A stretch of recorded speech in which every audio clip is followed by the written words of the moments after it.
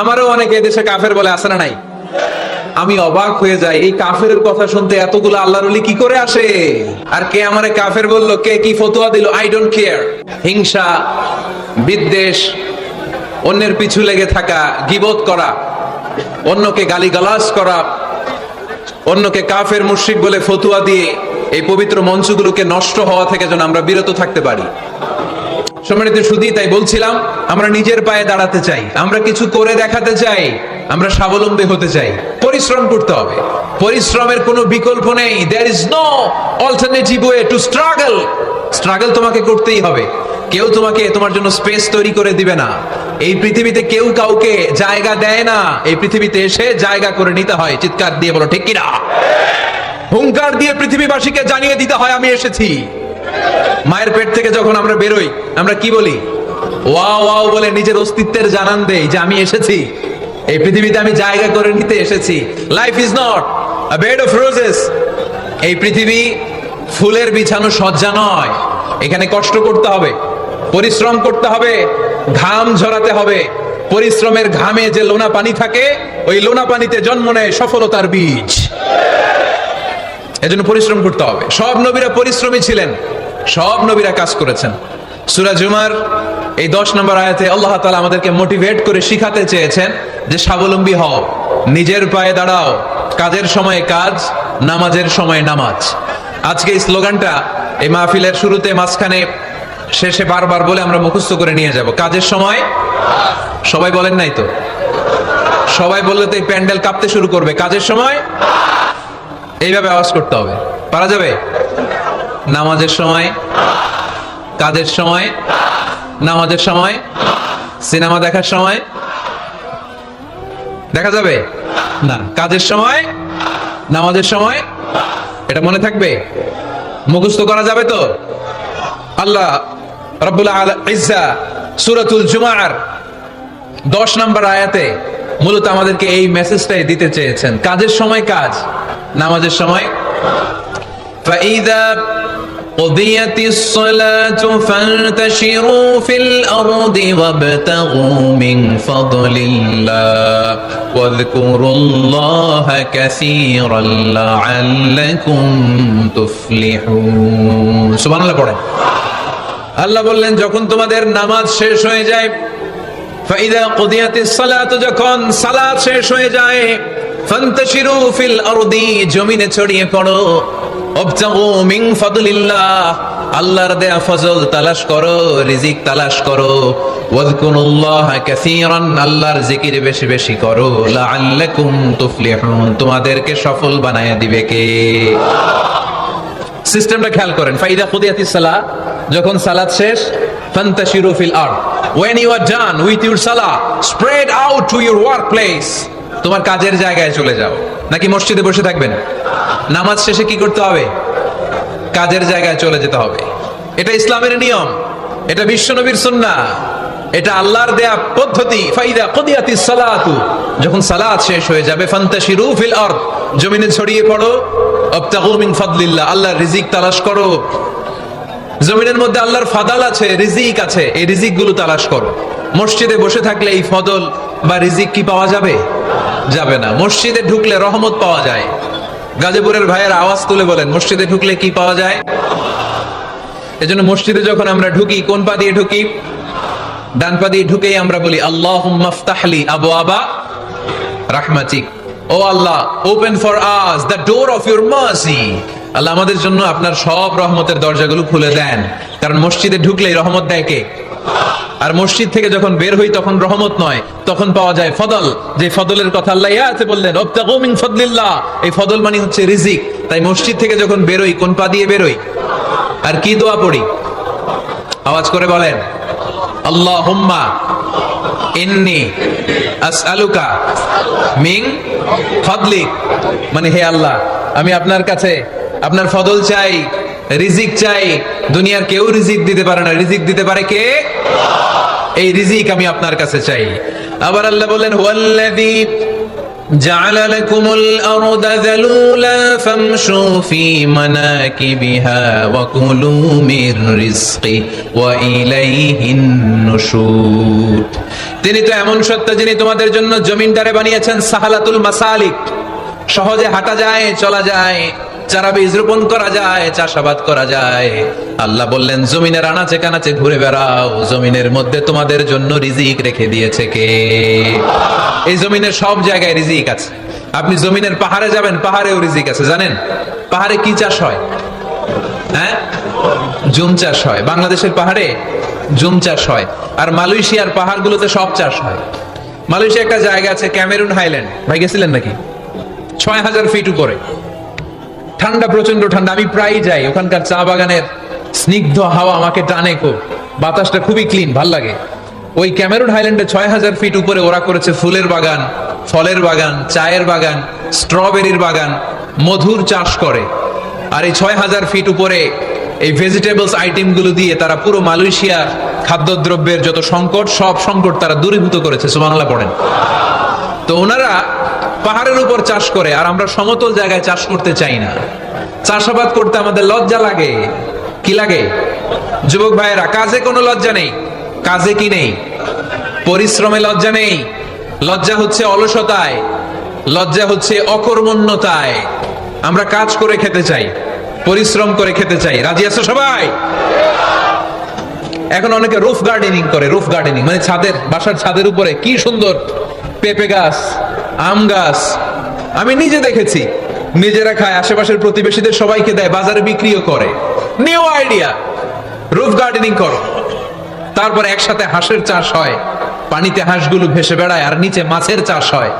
এরকম অনেক যুবক আছে যারা এগুলো করে করে স্বাবলম্বী হয়েছে। আমরা এগুলো করতে চাই না, আমাদের লজ্জা লাগে। আমাদের হোটেলের মেসিয়ারি করতে লজ্জা লাগে, ছোট্ট ফুচকার দোকান দিতে আমাদের লজ্জা লাগে, কিন্তু বিশ্বনবীর ছাগল চড়াতে কোনো লজ্জা লাগতো না। কাজে কোনো লজ্জা আছে? লজ্জা কিসে তাইলে? অলসতায়। আওয়াজ করে বলো, লজ্জা কিসে? অলসতা করা যাবে না। অলসতাকে আজকের প্রোগ্রাম থেকে আমরা না বলে দিব। আমরা অলসতাকে বলে দিব নো। অলসতাকে আমরা কি বলবো? নো। আমরা অলস হতে চাই না, আমরা খেতে খেতে চাই, ঘাম ঝরাতে চাই। পরিশ্রমের ঘামের লোনা পানিতে জন্ম নেয় সফলতার বীজ। আমরা সফল হতে চাই, ঠিক কিনা? এজন্য অলসতা করা যাবে না, কাজ করতে হবে। আল্লাহ রাসূল সাল্লাল্লাহু আলাইহি ওয়াসাল্লাম এবং সাহাবারা আমাদেরকে কাজের প্রতি উৎসাহিত করেছেন। সাইয়েদনা ওমর ফারুক রাদিয়াল্লাহু তাআলা আনহু, নাম শুনেছেন? কত নাম্বার খলিফা? সবাই বলেন। 1 নাম্বার খলিফার নাম কি? 2 নাম্বার খলিফার নাম? 3 নাম্বার? 4 নাম্বার? রিদওয়ানুল্লাহি তাআলা আলাইহিম আজমাইন। ওমর ফারুক সাধারণ কোন সাহাবী ছিলেন না, তিনি এমন সাহাবী ছিলেন, বিশ্বনবী সাল্লাল্লাহু আলাইহি ওয়াসাল্লাম বলেছেন আমার পরে কোনো নবীও নাই, রাসূলও নাই, তবে আমার পরে যদি কেউ নবী হতো আমার ওমর নবী হয়ে যেত। বিশ্বনবী বলছেন লা নবিয়্যা বা'দি ওয়ালা রাসূলা, আমার পরে কোনো নবী নাই, রাসূল নাই। লাউ কানা বা'দি নাবিয়্যুন লাকানা উমর, তবে আমার পরে যদি নবী হওয়ার কোয়ালিটি আমার কোন সাহাবীর মধ্যে থেকে থাকে, আমার ওমরের মধ্যে সেই কোয়ালিটি আছে। প্রভু তুমি বলেছো রাসূল দেবে না, বলনি দেবে না ওমর, বলনি দেবে না হামজা তারি, খালিদ বিজয় সমর। প্রভু তুমি বলেছো রাসূল দেবে না, বলনি দেবে না ওমর, বলনি দেবে না হামজা তারি, খালিদ বিজয় সমর। প্রভু তুমি বলেছো রাসূল দেবে না। সুবহানাল্লাহ পড়েন। ওমর ফারুক রাদিয়াল্লাহু তাআলা আনহু। ভাইজান দোয়া করে দিই, কষ্ট হচ্ছে অনেক। শেষ করে দিব, আলোচনা শেষ করে দিব। আর কয়েক মিনিট শুনবেন, শুনবেন, শুনবেন তো। বারবার এরকম আওয়াজ করলে কি শোনা যাবে? এই ছেলেরা, এই অডিও শোনো না তোমরা? অডিও, অডিওতে চেহারা দেখা যায় নাকি? বসো, তোমরা অডিও শুনবে, এরা ভিডিও দেখবে। বসো, আওয়াজ নাই। আমি শুরুতেই বলেছি কানগুলো খরগোশের মতো খাড়া করে শোনো। অডিও রেকর্ডের মধ্যে কি চেহারা দেখা যায়? এখানে যারা দেখতে পান ওই দিকে তাকা, ওই যে, ওই যে ওখানে প্রজেক্টর আছে, আওয়াজ করা যাবে না। আলোচনার মাঝখানে বক্তাকে এত ডিস্টার্ব করলে বক্তা তার আলোচনার ফ্লো হারিয়ে ফেলে। সে কি বলছিল এটা সে ভুলে যায়। সে মাথার মধ্যে কি কি পয়েন্টস, কি কি মেসেজগুলো শেয়ার করার জন্য সে আগাচ্ছিল এটা সে ভুলে যায়। এজন্য আর কয়েক মিনিট কথা বলবো, আর কষ্ট দিব না আপনাদেরকে, একটু চুপ থাকবেন। দ্বিতীয় খলিফার নাম কি ছিল? সবাই বলেন কি নাম? সাইয়েদনা ওমর ফারুক রাদিয়াল্লাহু তাআলা আনহু। উনারে মুনাফিকরা খুব ভয় পেত। কারা? মুনাফিক চিনেন তো? ভিতরে এক বাইরে আরেক, তার নাম? সবাই বলেন ভিতরে এক বাইরে আরেক, তার নাম মুনাফিক। ইউযহিরু খিলাফা মা ইউবতিন, আরবিতে কি বলে? ইউযহিরু খিলাফা মা ইউবতিন, প্রকাশ করে একটা ভিতরে আরেকটা। ভিতরে এক বাইরে আরেক, তার নাম? সবাই বলেন ভিতরে এক বাইরে আরেক, তার নাম? আমরা কি মুনাফিক হতে চাই? এরা যখন যে সুবিধাজনক অবস্থানে থাকে তখন তার সাথে থাকে। ডান দিকে যে বলে আপনি ভালো, আমি আপনার দলের লোক। বায়ে যে বলে আরে না এটা খারাপ, আপনি ভালো, আমি আপনার দলের লোক। এরকম আছে না নাই? যখন যে ক্ষমতায় তখন তারে তেল মারে। যেদিকে বৃষ্টি আর তুফান ওইদিকে ছাতা ধরে। আছে না নাই? বাংলাদেশে একটা গান চলছিল কিছুদিন, শুনতাম, মধু হই হই বিষ হাবাইলা। সূরাতুল মুনাফিকুনের তাফসীর বোঝানোর জন্য এটা আমার জন্য খুব সহজ ছিল। মধু হই হই বিষ হাবাইলা। বলে মধু, বলে কি? বাটির মধ্যে নিয়ে আসছে, বলে এটা মধু, বলে কি? আসলে এটা কি? জোরে বলেন। আমরা কি মুনাফিক হতে চাই? না। আমরা কি হতে চাই? মুনাফিকরা হচ্ছে এদিকেও যায় না আবার ওদিকেও যায় না, মুযাবযাবিন। They all the time long in dilemma. They don't know where to go. They don't know where to proceed. কোন দিকে যাবে জানে না, ডানেও না বায়েও না, নেহি এদার নেহি ওদার, দরমিয়ান মে সাদার বাদার। এরকম আছে না? উপর দিয়া ফিটফাট, ভিতর দিয়া সদরঘাট। সদরঘাট এখনো ফিটফাট হয় নাই। তো এই মুনাফিকের অবস্থা হচ্ছে উপরে ফিটফাট ভিতরে সদরঘাট। আমরা কি মুনাফিক হতে চাই? কি হতে চাই? মুমিন হতে চাই। এই মুনাফিকের দলগুলো মদিনাতুল মুনাওয়ারাতে ওমরে ফারুককে খুব ভয় পেত। ওমরে ফারুককে দেখলে তারা থারথার করে কাঁপতো। শুধু মুনাফিকরাই নয়, খোদ ইবলিস শয়তানও সাইয়েদনা ওমরে ফারুককে দেখলে ভয় পেত। আমরা আমাদের ছেলে মেয়েদেরকে যদি খাবার না খায় আমরা কি বলি? আম্মু খাবার খাও। কি আসবে? ভূত আসবে, বিড়াল আসবে, বাঘ আসবে। এগুলো গাজীপুরে বলে না বোধহয়। আপনাদের ছোট্ট মেয়েটা যদি রাত্রে খেতে না চায় আপনারা লোকমা তুলে কি বলেন? এই তাড়াতাড়ি খাও, কি আসবে? ভূত। ভূত আসবে। তো মদিনার সমাজে মদিনার ছোট্ট কচি কাঁচা সোনারমণিরাও রাতে খেতে চাইতো না। মদিনাতুল মুনাওয়ারার মায়েরা রাত্রিবেলা খাবার নিয়ে বাচ্চাদেরকে বলতো, মা তাড়াতাড়ি খাও, হা হুয়া ইয়াতি উমর, ওই যে উমর আসতেছে। উমর ইসলামের দ্বিতীয় খলিফা। আশাদ্দুহুম ফি আমরিল্লাহি উমর, আল্লাহর জমিনে আল্লাহর দ্বীন বাস্তবায়নের জন্য সবচেয়ে শক্তিশালী ছিল ওমর। চিল্লায় পড়েন সুবহানাল্লাহ। এই ওমরে ফারুক রাদিয়াল্লাহু তাআলা আনহু যে রাস্তা দিয়ে হাঁটতো, শয়তান ওই রাস্তা রেখে দিয়ে অন্য রাস্তা দিয়ে হাঁটতো। মা সালাকা শাইতানু ফাজ্জান সালিকান ইল্লা সালাকা ফাজ্জান গায়রা ফাজ্জিক। বিষ্ণু বলছেন, ওমর, শয়তান তোমারে দেখে এত ভয় পায়, তুমি যে রাস্তা দিয়ে হাঁটো শয়তান তোমারে দেখলে ওই রাস্তা রেখে দিয়ে অন্য রাস্তা দিয়ে হাঁটে। চিল্লায় পড়েন সুবহানাল্লাহ। এদিকে কি হয়েছে? লোক বেশি হয়ে গেছে। এই এলাকায় কি এটাই সবচেয়ে বড় মাঠ? এর চেয়ে বড় মাঠ আর নাই। কি হয়েছে ওইখানে? কি হয়েছে? ধাক্কা আসছে, ধাক্কা। বসেন না, একটু বসেন না। মন্ত্রী মহোদয় আসছে? মন্ত্রী মহোদয় আসতেছে উনি? মাশাআল্লাহ। উনি তো কষ্ট হয়ে যাবে, তো আসবে কিভাবে এদিক দিয়ে? একটু জিকির করি, লা ইলাহা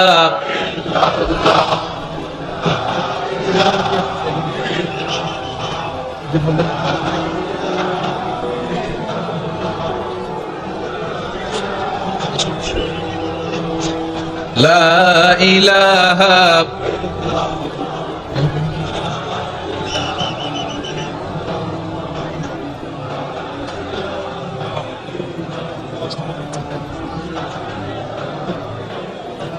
সুবহানাল্লাহ আলহামদুলিল্লাহ, লা ইলাহা ইল্লাল্লাহ, সুবহানাল্লাহ।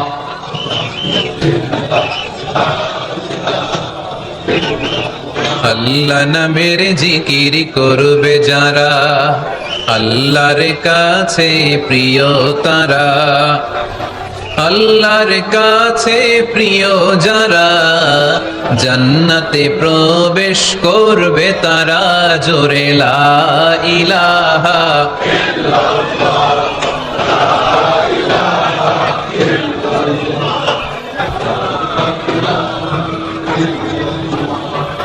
লা ইলাহা ইল্লাল্লাহ, লা ইলাহা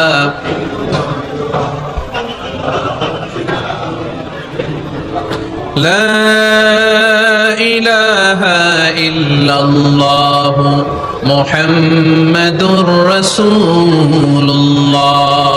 সাল্লাল্লাহু আলাইহি ওয়াসাল্লাম। সাইয়েদনা ওমর ফারুক মসজিদে নববীর ইমাম, মসজিদে নববীর কি ইমাম। আপনারা শুনতেছেন? এই ছেলেরা বসে যাও, বসে যাও, বসে যাও, বসে যাও। সাইয়েদনা ওমর ফারুক মসজিদে নববীর ইমাম। এদিকে তাকান, আমার দিকে তাকান, আমার দিকে তাকান। উনি প্রত্যেক নামাজের ইমামতি করতে আসতেন মসজিদে নববীতে। জোহরের নামাজে ইমামতি করলেন, ইমামতি করে দেখলেন নামাজ শেষ, সবাই বের হয়ে চলে যায়। এটাই ইসলামের নিয়ম, ঠিক কিনা? ফাইদা কুদিয়াতিস সালাতু ফান্তাশিরু ফিল আরদ ওয়াবতাগু মিন ফাদলিল্লাহ। নামাজের সময় হ্যাঁ ফালাইছি, নামাজের সময় কাজের সময়, নামাজের সময় কাজের সময়। ফাইদা কুদিয়াতিস সালাহ, যখন নামাজ শেষ হয়, ফান্তাশিরু ফিল আরদ, জমিনে ছড়িয়ে পড়ো। এটা ইসলামের আইন। তার মানে আল্লাহ বোঝাতে চাইলেন নামাজের সময় মসজিদে চলে যাও। নামাজ যখন শেষ হয়ে যাবে, শিক্ষক চলে যাবে স্কুলে, কৃষক চলে যাবে ফসল খেতে, মেম্বার অফ দা পার্লামেন্ট চলে যাবে সংসদ ভবনে, ব্যবসায়ীরা চলে যাবে শপিং মলে, ঠিক কিনা? কাজে চলে যাও। ওমরে ফারুক নামাজের ইমামতি করিয়ে নামাজ শেষ করলেন, সবাই চলে গেল। ইয়ামান দেশ থেকে আসা কিছু লোক গোল হয়ে বসে আছে, জিকির আজকার করে, ইবাদত করে। এরা যায় না। এরা কি করে না? যায় না। আসরের নামাজে সাইয়েদনা ওমর ফারুক রাদিয়াল্লাহু তাআলা আনহু নামাজের ইমামতি করলেন, নামাজ শেষ, সবাই চলে যায়, এরা যায় না। মাগরিবের নামাজের পরেও এরা যায় না, এশার সালাতের পরেও এরা যায় না। এশার পরে উনি ধরলেন, মা বালুকুম মা খাতবুকুম, হোয়াটস রং উইথ ইউ ম্যান? তোমাদের কি সমস্যা? জোহর, আসর, মাগরিব, এশা প্রত্যেক সালাতের পরে সবাই যার যার কাজে চলে যায়, তোমরা যে যাও না? বাড়ি কই? বলি ইয়ামান। তো বসে থাকো কেন? কি করো? কই জিকির করি। কি করি? কি করি? জিকির আজকার করি, তাসবিহ তাহলিল পড়ি, ইবাদত করি। তো তোমরা যে যাও না, তোমাদের খাবার দেয় কে? খাবারের ব্যবস্থা হয় কোত্থেকে? তারা বলল, আমাদের জিকির দেখে, আমাদের বুজুর্গি দেখে আশেপাশের লোকেরা পাতিল ভরে খাবার নিয়ে আসে, ওই খাবার আমরা খাই। নাহনু আল মুতাওয়াক্কিলুনা আলাল্লাহ, আমরা আল্লাহর উপর তাওয়াক্কুল করে এখানে বসে থাকি। ওমরে ফারুক বললেন, সর্বনাশ, তোমরা যদি মুতাওয়াক্কিলুনা আলাল্লাহ হও তাহলে কেমনে হবে? তোমরা তো মুতাওয়াক্কিলুনা আলাল্লাহ নাও, তোমরা হচ্ছে আল মুতাওয়াক্কিলুন বা'দুকুম আলা বা'দ, আল্লাহর উপর তাওয়াক্কুলকারী নয়। তোমরা যারা পাতিলের মধ্যে করে খাবার নিয়ে আসে তাদের উপর তাওয়াক্কুল করে বসে আছো, ঠিক কি না? তোমাদের জিকিরও চলে, আবার মাথায় টেনশনও চলে, পাতিল কি ছোট আসবে না বড় আসবে, খাবারে আমার ভাগেরটা থাকবে কি থাকবে না, টেনশন আছে না নাই? কারণ অন্যের উপর নির্ভরশীল, নিজেরা রান্না করে নাই, নিজে তো বাজার করে নাই, নিজের তো অ্যারেঞ্জমেন্ট বলতে কিছু নাই, আরেকজন যা দিয়ে যাবে ওইটা খাবে। ওমরে ফারুক বুঝালেন, আরে বোকা, এটারে তাওয়াক্কুল বলে না। তোমার সাধ্যে যতটুকু আছে তার সবটুকুন করার পরে তুমি তাওয়াক্কুল করবে একজনের উপর, তিনি কে? এক সাহাবী বললেন, ইয়া রাসূলুল্লাহ, ইয়া হাবিবাল্লাহ সাল্লাল্লাহু আলাইহি ওয়াসাল্লাম, আমি অনেক দূর থেকে সফর করে এসেছি, এই যে আমার উটের রশিটা, এটা ছেড়ে দিয়ে যদি আমি ঘুমিয়ে যাই, আল্লাহর উপর তাওয়াক্কুল করি, আমার উটটা বসে থাকবে নাকি? বিষ্ণু বললেন, না, এটারে তাওয়াক্কুল বলে না। উটের রশি রেখে দিয়ে ঘুমাইলে তোমার উট দৌড় দিবে। এ আকিলহা সুম্মা তাওয়াক্কাল আলাল্লাহ, উটের রশিটা আগে দড়ি দিয়ে ভালো করে গাছের সাথে বাঁধো, তারপরে তাওয়াক্কুল করবে একজনের উপর, তিনি কে? আগে বাঁধতে হবে, তারপরে তাওয়াক্কুল। আগে কাজ করতে হবে, তারপরে তাওয়াক্কুল। এক লোক বড় হুজুরের কাছে দোয়া চাইছে, হুজুর আপনি দোয়া করবেন আল্লাহ যেন আমার একটা ছেলে সন্তান দেয়। কি দেয়? কথা বুঝে নাই বোধ হয়। কি দেয়? ছেলে সন্তান দেয়। তো হুজুর অনেক দোয়া করে দিছে, বড় হুজুর আল্লাহ তারে তুমি ছেলে সন্তান দিও।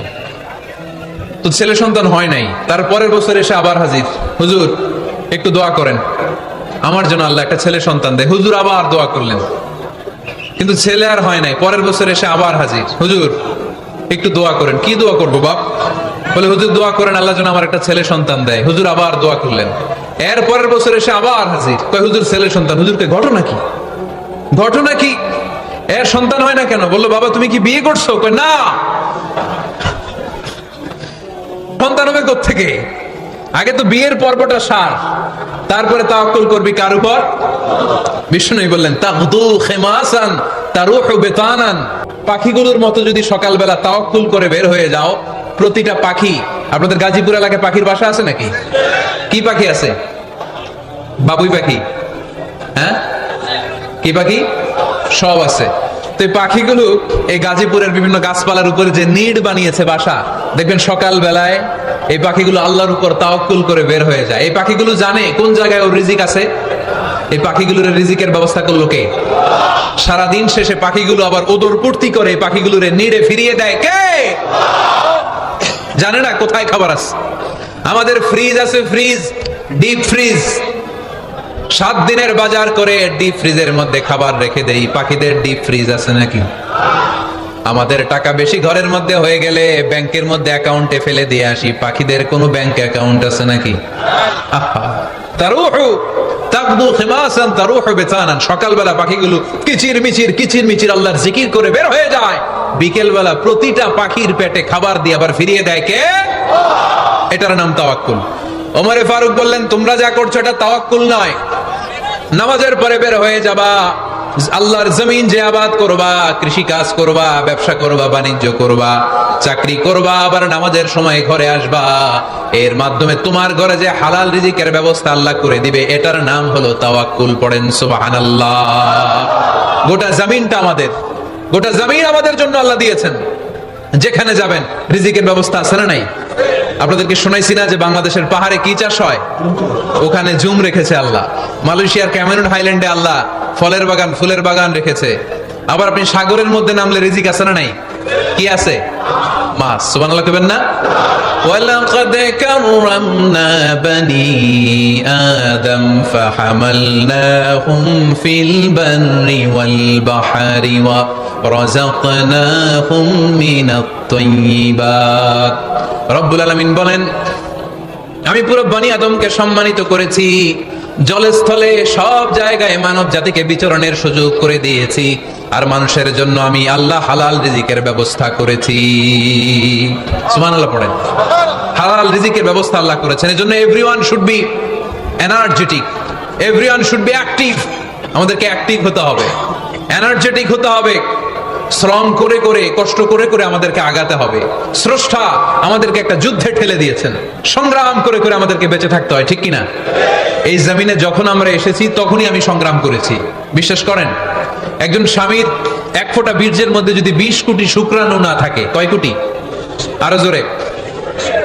20 কোটি শুক্রাণু যদি না থাকে, 20 কোটি বা 2 কোটি শুক্রাণু যদি না থাকে, তাহলে ওই শুক্রাণু থেকে কোনো মানব সন্তান মায়ের পেটে জন্ম নেয় না। তাহলে চিন্তা করেন, ওই 20 কোটি শুক্রাণুর মধ্যে আমি একটা শুক্রাণু, ঠিক কিনা? এতগুলো শুক্রাণু ডিম্বাণুকে আঘাত করে অ্যাক্টিভ হতে চেয়েছিল। ওই 2 কোটির মধ্যে বাকি সবগুলোরে হারিয়ে চ্যাম্পিয়ন হয়েছিলাম সেদিন মায়ের গর্ভে আমি। চিল্লায় বলো ঠিক কিনা? সেদিন আমার হাত ছিল না, সেদিন আমার পা ছিল না, আমার চোখ ছিল না, আমার রেসপিরেটরি সিস্টেম ছিল না, আমার ব্রেইন সচল ছিল না, আমার মামা ছিল না, আমার দাদা ছিল না, আমার গায়ে শক্তি ছিল না। ওই কঠিন পরীক্ষায় যদি 2 কোটি কম্পিটিটরকে আমি হারিয়ে বিজয় লাভ করতে পারি, এই জমিনের বুকেও আমার কেউ হারাতে পারবে না। চিল্লায় বলো ঠিক কিনা? আমরা এসেছি বিশ্বকে জয় করার জন্য, জয় করার জন্য। আবার যখন মায়ের পেট থেকে বের হই তখন আমাকে সংগ্রাম করে বেরোতে হয়। এইখানে তোমরা আমার ছোট্ট সোনামণিরা সিজারে হইছো কারা কারা? দেখি সিজারে, যে হুজুর আমি সিজারে পৃথিবীতে এসেছি। হাত তোলো। কয়েকজন হাত তুলছে, মাশাআল্লাহ। ঠিক আছে, অসুবিধা নেই, হাত নামাও। এটা একটা প্রাকৃতিক নিয়ম। মায়ের পেট থেকে পৃথিবীতে আমরা এইভাবে আসি, কেউ প্রাকৃতিক পদ্ধতিতে আসি, কেউ সিজারে আসি। যারা সিজারে আসছে তারা এই কষ্টটা সহ্য করে নাই, তাদের অন্য ধরনের স্ট্রাগল পৃথিবীতে আসার পরে। কিন্তু আমরা যারা নরমাল প্রসেসে এসেছি সেই সময়টার কথা খেয়াল করেন। আমাদের দেহের সাইজ অনেক বড়, আমাদের ওজন অনেক বেশি, কিন্তু আমাদের মায়ের যেই অঙ্গটা দিয়ে আমরা পৃথিবীতে এসেছি ওই জায়গাটা বড় সরু।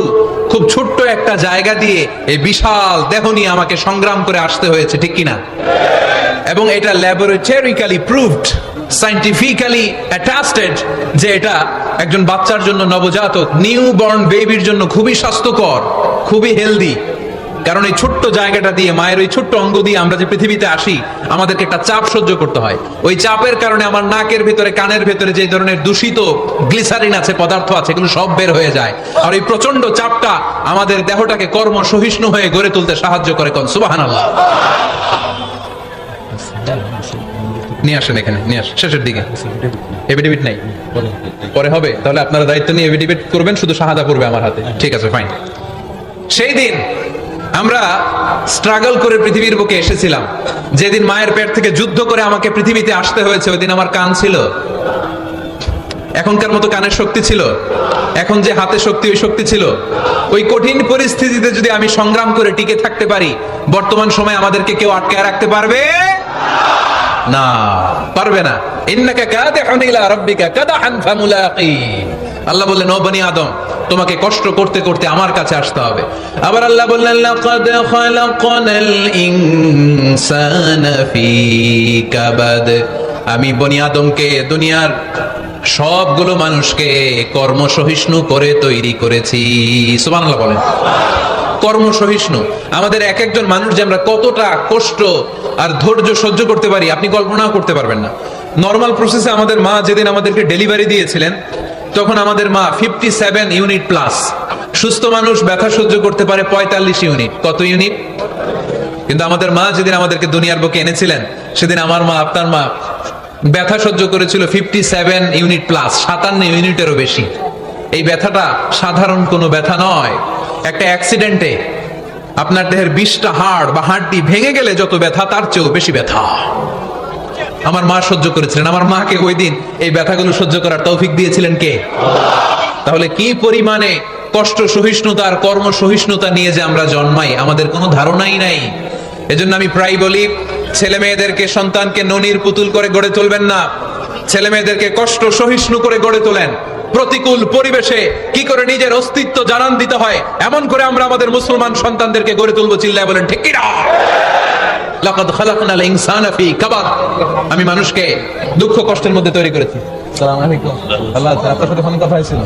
মোহতারামকে একটা চেয়ার দেন। আছে? দেন দেন, ছোট কি আছে? আলহামদুলিল্লাহ, আপনাদের এলাকার, আপনাদের মা ও মাটির সন্তান, গণমানুষের নেতা, মুক্তি যুদ্ধ বিষয়ক মন্ত্রণালয়ের মাননীয় মন্ত্রী মহোদয় আকম মুজাম্মেল হক সাহেব ইতিমধ্যে আমাদের মাঝখানে এসে উপস্থিত হয়েছেন। আমরা সবাই পড়ি আলহামদুলিল্লাহ। গত রাতে ওনার সাথে ফোনে কথা হয়েছে, তো আমি ভাবিনি যে এত ব্যস্ততার মধ্য দিয়ে উনি চলে আসবেন। আপনাদের কাজেই ব্যস্ত থাকতে হয়। আমরা আসলে অনেকে জানি না যে এমপি মন্ত্রীরা কতটা ব্যস্ত থাকে। জনপ্রতিনিধিরা আপনাদের নানা কাজে, নানা জায়গায় ব্যস্ত থাকতে হয়, বিভিন্ন মিটিং। ওই দিন আমি কুমিল্লা জেলার ডিসি সাহেবের সাথে একটা মিটিং ছিল, দেখলাম যে অনেক লোক ওখানে ভিড় করে আছে। আমি যে ছোট্ট একটা সালাম বিনিময় করব, মিটিংটা সার্ব সুযোগই হচ্ছিল না, অনেক ব্যস্ত থাকে ওনারা। তারপরেও ওনাদের ব্যস্ত মুখর মূল্যবান সময়গুলো থেকে কিছু সময় আমাদের জন্য দিয়ে আজকের প্রোগ্রামে হাজির হয়েছে, আমরা মোবারকবাদ জানাই। সম্মানিত সুধী, আমরা বলছিলাম কাজের সময়, আরো জোরে বলতে হবে, কাজের সময়, নামাজের সময়, আর ভরসা করতে হবে একজনের উপর। তিনি কে?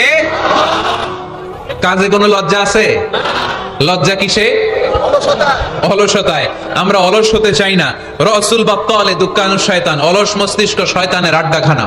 আমরা নিজের পায়ে দাঁড়াতে চাই, আমরা স্বাবলম্বী হতে চাই, আমরা সাস্টেইনেবল ডেভেলপমেন্ট গোলের পক্ষে, আমরা মিলেনিয়াম ডেভেলপমেন্ট গোলের পক্ষে, আমরা বাংলাদেশকে উন্নতির শিখরে নিয়ে যাওয়ার পক্ষে। চিল্লায় বলেন ঠিক কিনা? আমরা আগে দুনিয়ার কল্যাণ চাই, এটা ইসলামের নিয়ম। আগে কি আখেরাত চাই না আগে দুনিয়া চাই? জোরে বলেন। আরে দুনিয়াতে ভালো থাকলেই তো আখেরাতে ভালো থাকবেন। এজন্য আল্লাহ আমাদেরকে শিখালেন, পড়ো রব্বানা আতিনা ফিদ দুনিয়া হাসানাহ وفي الآخرة حسنة وقنا عذاب النار আয় আমাদের রব, এই দুনিয়ার বুকে আপনি আমাদেরকে কল্যাণ দেন, আখিরাতের বুকে আপনি আমাদেরকে কল্যাণ দেন, আগুনের শাস্তি থেকে আল্লাহ আপনি আমাদেরকে বাঁচিয়ে দেন। পড়ে না আমিন। তাহলে আগে দুনিয়া, তবে দুনিয়াকে হৃদয়ে স্থান দেয়া যাবে না। দুনিয়াকে বশ করে হাতে নিব, কিন্তু হৃদয়ে থাকবে আখিরাত। জোরে বলতে হবে ঠিক কি না?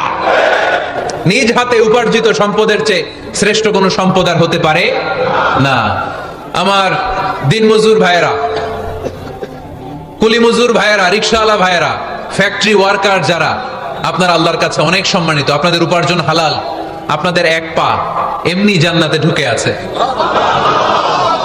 এখন শুধু এক পা ঢুকাইলে চলবে? পা কয়টা? আরেকটা ঢুকানোর দরকার আছে না নাই? আপনাদের উপার্জন হালাল। আপনারা 5 ওয়াক্ত সালাত পড়বেন, মানুষের হক নষ্ট করবেন না, আব্বা আম্মার দোয়া নিবেন। দ্বিতীয় পাটাও জান্নাতে ঢুকায় দিবে কে? মা আকালা আহাদুন তুআমান কাত্তু খায়রুম মিন আইয়াকুলা মিন আমালি ইয়াদিহি। নিজের হাতে উপার্জিত সম্পদের চেয়ে, খাবারের চেয়ে শ্রেষ্ঠ সম্পদ আর হতে পারে? আমার রিকশাওয়ালা ভাই, তার উপার্জন হালাল না হারাম? আমার কুলি মজুর ভাই, উপার্জন হালাল না হারাম? মাথার গাম পায়ে ফেলে ফ্যাক্টরি ওয়ার্কাররা যে বেতনটা পায়, এটা হালাল না হারাম? তাদের দোয়াকে কবুল করে নিবে কে? এজন্য যুবক ভাইরা, never under estimate any job. কোন জবকে, কোন চাকরিকে ছোট করে দেখার সুযোগ নাই। কারণ আমার উপার্জন হালাল হলেই ওই হালাল উপার্জনে বরকত দিবে কে? Whether it's the small or big, you don't care. এটা তোমার কেয়ার করার দরকার নাই। চাকরি পেলেই একটা ঢুকে যাবা, চাকরি পেলেই ঢুকে যাবা। কারণ আমাদের চাকরির বাজার মন্দা। আমাদের বাংলাদেশ, ভারতে কোন একটা চাকরির জন্য চেয়েছে 8 পাস, ওইখানে অ্যাপ্লাই করে ডক্টরেট ডিগ্রি দাঁড়িয়ে আসে না নাই? এত কষ্ট করে চাকরি পাওয়া পৃথিবীর কোথাও লাগে না। কারণ আমাদের পপুলেশন বেশি, তাই চাকরির জন্য আমাদের বসে থাকা লাগবে না। আমাদেরকে উদ্যোক্তা হতে হবে, আমাদের এন্টারপ্রেনার হতে হবে। শুরুতে যেটা বলেছিলাম, আমাদের আইডিয়াকে কাজে লাগাতে হবে, ঠিক কিনা? আর যাই করব আমরা ভালোভাবে করব। ভালোভাবে করলে ওই কাজে বরকত দেয় কে? ভালোভাবে করার জন্য আল্লাহ তাআলা সূরাতুল মুলকে আমাদেরকে গাইডলাইন দিয়েছেন। রব্বুল আলামিন বলেন, আল্লাযী খালাকাল মাউতা ওয়াল হায়াতা লিয়াবলুয়াকুম আইয়ুকুম আহসানু আমালা। তিনি এমন সত্তা যিনি তোমাদের তৈরি করেছেন, জীবন আর মৃত্যুকে তৈরি করেছেন এই জিনিসটা পরীক্ষা করবার জন্য। তোমাদের মধ্য থেকে কে ভালোভাবে কাজ করে? সুবহানাল্লাহ। কে বেশি আমল করে, আল্লাহ এটা বলছে, নাকি কে ভালো আমল করে? কথা কি বুঝতেছেন? যদি বেশি আমল করার কথা আল্লাহ বলতো, তাহলে এই আয়াতটা হতো লিয়াবলুয়াকুম আইয়ুকুম আকসারু আমালা। কিন্তু আল্লাহ কি এই আয়াতে আকসারু আমালা বলেছে? আলেম যারা আছেন তারা আমার সাথে সাথে বলেন, আল্লাহ কি আকসারু আমালা বলেছে? আল্লাহ কি বলেছে? লিয়াবলুয়াকুম আইয়ুকুম আহসানু আমালা। কে ভালো করে কাজ করে, উইথ প্রফেশনালিজম। আপনি যেটাই করেন না কেন, আপনাকে প্রফেশনালিজমের সাথে করতে হবে, তাহলে ওই কাজে বরকত দিবে কে? ছোট হোক বড় হোক, এটা কোনো সমস্যা? যাই করি না কেন কিভাবে করব? ভালোভাবে। আওয়াজ করে বলেন, কিভাবে করব? যে কোনো কাজ করো না ভাই, যে কোনো কাজ করো, তা যেন হয় সবার চেয়ে সবচেয়ে সুন্দর। যে কোনো কাজ করো না ভাই, যে কোনো কাজ করো, তা যেন হয় সবার চেয়ে সবচেয়ে সুন্দর। হোক না সেটা পড়া লেখা, রঙের ভাষায় ছবি আঁকা। হোক না সেটা পড়া লেখা, রঙের ভাষায় ছবি আঁকা। হোক না সেটা সামান্য কাজ কিংবা মহত্তর, তা যেন হয় সবার চেয়ে সবচেয়ে সুন্দর। যে কোনো কাজ করো না ভাই, যে কোনো কাজ করো, তা যেন হয় সবার চেয়ে সবচেয়ে সুন্দর। চিৎকার করে বলতে হবে, ঠিক কিনা? যাই করি না কেন সেটা যেন সবচেয়ে সুন্দর হয়। You have to make the best out of you. You have to try your level best. তোমার সাধ্যের যতটুকু আছে তার সবটুকু করতে হবে। বাকি বরকত তার কল্যাণ আমাদেরকে দান করবে কে? বিষ্ণু ইসলাম কখনো অলসতাকে উৎসাহিত করেন নাই, ভিক্ষাবৃত্তিকে উৎসাহিত করেন নাই। তিনি পরিশ্রমকে অ্যাপ্রিশিয়েট করেছেন। এক সাহাবী রাদিয়াল্লাহু তাআলা আনহু এসে বললেন, ইয়া রাসূলুল্লাহ, আমাকে কিছু দান করেন। আ'তিনি শাইআন। বিষ্ণু বললেন, তুমি ভিক্ষা করো, তোমার ঘরে কিছু নাই? সাহাবী বললেন, লা ইয়া রাসূলুল্লাহ, কিছু নাই। বিষ্ণু ইসলাম আবার প্রশ্ন করলেন, কিছুই নাই? সে বললেন, হ্যাঁ আছে। কি আছে? একটা জামা আছে, জামা, আর আছে একটা পানি খাওয়ার জগ। দুইটা জিনিস আছে। একটা কি? আরেকটা পানি খাওয়ার জগ। বিষ্ণু বললেন দুইটা নিয়ে আস। সাহাবী রাদিয়াল্লাহু তাআলা আনহু জামার জগ নিয়ে এসে বিষ্ণু ইসলামের হাতে দিলেন। বিষ্ণুনবী জামার জগটা ধরে বললেন, মাইয়াশতারি হাদাইন, কে আছো আমার সাহাবীদের মধ্যে এই দুইটা জিনিস কিনতে চাও? এক সাহাবী দাঁড়িয়ে বললেন, ইয়া রাসূলুল্লাহ ইয়া হাবিবাল্লাহ আনা আশতারি হিমা বিদিরহাম। এই দুইটা জিনিস, একটা জামা একটা পানি খাওয়ার জগ, আমি 1 দিরহাম দিয়ে কিনে নিতে চাই। পড়েন সুবহানাল্লাহ। বিশ্বনবী বললেন, 1 দিরহাম তো কম হয়ে যায়, 1 দিরহামের চেয়ে বেশি দিয়ে কেনার মতো যদি কেউ থাকে একটু হাত তোলো। মাইয়াজিদু আলা যালিক, এর চেয়ে বেশি দাম দিয়ে কেনার মতো কেউ আছো নাকি? আরেক সাহাবী হাত তুলে বললেন, ইয়া রাসূলুল্লাহ ইয়া হাবিবাল্লাহ আশতারিহিমা বিদিরহামাইন, আমি 1 দিরহাম নয় আপনার সম্মানে 2 দিরহাম দিয়ে জিনিসগুলো কিনে নিতে চাই। 2 দিরহাম। বিষ্ণু বললেন, ওকে ফাইন, ডান, 2 দিরহামে বিক্রি হয়ে যাবে। দিয়ে দেওয়া হলো। 2 দিরহাম নিয়ে বিষ্ণু ইসলাম ওই আগন্তুক ভিক্ষুক সাহাবীর হাতে দিয়ে বললেন, যাও 1 দিরহাম দিয়ে তোমার পরিবার পরিজনদের জন্য খাবার কিনে নিয়ে যাও, আর 1 দিরহাম দিয়ে একটা কুঠার কিনে নিয়ে আসো। কি কিনে নিয়ে আসো? সবাই বলেন। কুঠার চিনেন আপনারা? কুঠার দিয়ে কি করে? গাছ কাটে। ওই সাহাবী 1 দিরহাম দিয়ে একটা কুঠার কিনে নিয়ে আসলেন। বিশ্বনবী সাল্লাল্লাহু আলাইহি ওয়াসাল্লাম নিজ হাতে ওই কুঠারের একটা হাতল লাগাই দিলেন। সুবহানাল্লাহ পড়তে পারলেন না মজা করে? হাতল ছাড়া কুঠার ধরা যায়? ধরা যায় না। বিশ্বনবী কাঠের একটা হাতল লাগাই দিলেন। এই হাতলটা দিয়ে বিশ্বনবী বললেন, try to imagine the attitude of the last messenger Muhammad সাল্লাল্লাহু, he changed the world for the better and made us better creature. তার নাম কি? কি নাম? বিশ্বনবী নিজ হাতে ওই সাহাবীর কুঠারের ভেতরে একটা হাতল লাগাই দিলেন। ঘটনা মনে আছে নাকি নাশিদ শুনে ভুলে গেছেন? ঘটনা মনে আছে সবার? তিনি হাতল লাগাই দিলেন আর বললেন, যাও, গায়ে শক্তি আছে, তাগড়া যুবক, এই কুঠার নিয়ে জঙ্গলে যাও, জঙ্গলে যে কাঠ কাটো, লাকড়ি বানাও, বাজারে যে বিক্রি করো। লা ইয়াহতাতিবা আহাদুকুম হাজমাতান ফি যাহরিহি খায়রুম মিন আই ইয়াসআলা আহাদান ফায়ুতিয়াহু আও ইয়ামনাহু। যাদের গায়ে জোর আছে, শক্তি আছে, পরিশ্রম করে লাকড়ির বোঝা পিঠে নিয়ে বাজারে বিক্রি করা অনেক ভালো কারো কাছে হাত পাতার চেয়ে। কারণ তুমি হাত পাতলে লোকজন তোমারে দিতেও পারে, নাও দিতে পারে, কিন্তু পরিশ্রম কখনো বৃথা যায় না। What is the moral of the story? রাসূল সাল্লাল্লাহু আলাইহি ওয়াসাল্লামের এই প্রফেটিক স্টোরি থেকে আমাদের শিক্ষা কি? বিশ্বনবী বললেন, যাও কাঠ কেটে নিয়ে আসো। লা উরিদু আন আরাকা 15 আইয়াম, সামনের 15 দিন আমি যেন আমার চোখ দিয়ে তোমার আমার আশেপাশে ঘুরঘুর করতে না দেখি। সাহাবী চলে গেলেন, কাঠ কাটতে আরম্ভ করলেন, বাজারে বিক্রি করতে আরম্ভ করলেন। 15 দিনের ব্যবধানে 10 দিরহাম নিয়ে বিশ্বনবীর দরবারে ওই সাহাবী হাজির হয়ে গেলেন। 10 দিরহাম নিয়ে হাজির হয়ে গেলেন। এসে বললেন, ইয়া রাসূলুল্লাহ ইয়া হাবিবাল্লাহ, আমি আর দরিদ্র নাই, আমি আর ভিক্ষা করি না, আমি নিজের পায়ে দাঁড়িয়েছি, আমি স্বাবলম্বী হয়েছি, আমি অন্যান্য খেটে খাওয়া মানুষের মতো এখন উপার্জন করে আমার ফ্যামিলির চাহিদা মিটাই। পড়েন সুবহানাল্লাহ। What is the moral of the story? এই প্রফেটিক স্টোরি থেকে আমাদের জন্য শিক্ষা হচ্ছে, বিষ্ণু ইসলাম চাইলেই ওই 2 দিরহাম দিয়ে বলতে পারতেন, যাও এটা দিয়ে খাবার কিনে খাও। দুপুরবেলা খাইতো, রাত্রেবেলা আবার যাকাতের লাইন ধরতো। কথা কন? তার মানে বিষ্ণু ইসলাম কাজের প্রতি উৎসাহিত করেছেন। 2 নাম্বার লেসন বা শিক্ষা হচ্ছে, বিশ্বনবী সাল্লাল্লাহু আলাইহি ওয়াসাল্লাম পার্মানেন্ট সলিউশন করে দিয়েছেন, স্থায়ী সমাধান। ঠিক কিনা? আমরা প্রায় যাকাতের শাড়ি দেই, লুঙ্গি দেই, আছে না নাই? আলহামদুলিল্লাহ আপনাদের গাজীপুরে বোধহয় এগুলো নাইটাই, এখানে নাই, আছে। যদি থেকে থাকে এই ট্র্যাডিশন আপনারা বন্ধ করবেন।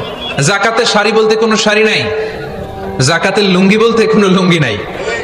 কারণ যাকাতের শাড়ি আর যাকাতের লুঙ্গি যদি আপনি বিতরণ করেন, আর সামান্য সয়াবিন তেল আর চাল ডাল যদি আপনি প্যাকেট করে দিয়ে দেন, তাহলে 1 মাস পরে আবার যে সে আরেক জায়গায় যাকাতের লাইনে দাঁড় হয়ে যাবে। চিল্লা এখন ঠিক কিনা? এজন্য আপনাকে পার্মানেন্ট সলিউশনের ব্যবস্থা করতে হবে। আমি সব জায়গায় বলি যে প্রতিটি জেলার বিজনেস ম্যাগনেট যারা আছেন তারা সবাই মিলে একটা যাকাত ম্যানেজমেন্ট প্ল্যাটফর্ম গড়ে তুলুন। সেখান থেকে এমন ভাবে যাকাত দিন যাতে মানুষ স্বাবলম্বী হতে পারে। স্বাবলম্বী বানানোর জন্য, দারিদ্র বিমোচনের জন্য যাকাত এসেছে, যাকাতের শাড়ি লুঙ্গি বিতরণের জন্য নয়। আর যাকাতের শাড়ি এত পাতলা, মশারি কি পাতলা, এর চেয়েও পাতলা। দেখছেন কখনো? এটারে একবার ধোয়ার পরে দ্বিতীয়বার পরা যায় না। একবার ধোয়ার পরে শাড়ির দিকে তাকাইলে শাড়ি আমনের দিকে বেশকি মেরা থাকবো। কথা বলেন ঠিক কিনা? এইভাবে শাড়ি লুঙ্গি দেয়া যাবে? এভাবে তো শাড়ি লুঙ্গি বিতরণ করলে যারা লাইন ধরে যাকাত নিতে আসলো এই আল্লাহর বান্দাদেরকে অপমান করা হয়। আর আল্লাহ বললেন ওয়ালাকাদ কাররামনা বানি আদম, আমি পুরো বানি আদমকে সম্মানিত করেছি। ফেরেশতার সম্মান বেশি না মানুষের? বুঝা শোনা বললেন কার? তুমি মাটির আদমকে প্রথম সৃষ্টি করিয়া ঘোষণা করিয়া দিলে শ্রেষ্ঠ বলিয়া, তাই তো নূরের ফেরেশতা করে আদমকে সেজদা। সুবহানাল্লাহ পড়েন। তাই তো নূরের ফেরেশতা করে আদমকে সেজদা। সবার চেয়ে সম্মান দিলে মাটির আদমকে। পড়েন আল্লাহু আল্লাহু তুমি জাল্লে জালালুহু, শেষ করা তো যায় না গে তোমার গুণগান। আল্লাহু আল্লাহু সুবহানাল্লাহ পড়েন। আহা, মানুষের মর্যাদা সবচাইতে বেশি। এজন্য যাকাত যারা নিতে আসে তাদেরকে অপমান করা যাবে না। এর কারণ যাকাত দিয়ে আপনি কোনো করুণা করেননি, বরং ওরা যাকাত নিয়ে আপনাকে এই ফরজ ইবাদত করার সুযোগ করে দিয়ে আপনার প্রতি করুণা করে গিয়েছে। আওয়াজ করে বলেন ঠিক কি না? অনেকে মনে করে আমি যাকাত দিয়ে আমি মনে হয় দয়া করছি, আমি মনে হয় করুণা করছি। আচ্ছা, যারা গরিব ওরা যদি যাকাত না নেয় ওর সমস্যা আছে? নিমুনা যাকাত। কিন্তু আমি যদি বলি দিমুনা, আমার খবর আছে না নাই? আমার জন্য দেয়া ফরজ, ওর জন্য নেয়া ফরজ না। তাই আমি দিয়ে করুণা করিনি, ও আমার কাছ থেকে যাকাত নিয়ে জাহান্নামের আগুন থেকে আমাকে বাঁচিয়ে ও আমাকে দয়া দেখিয়েছে।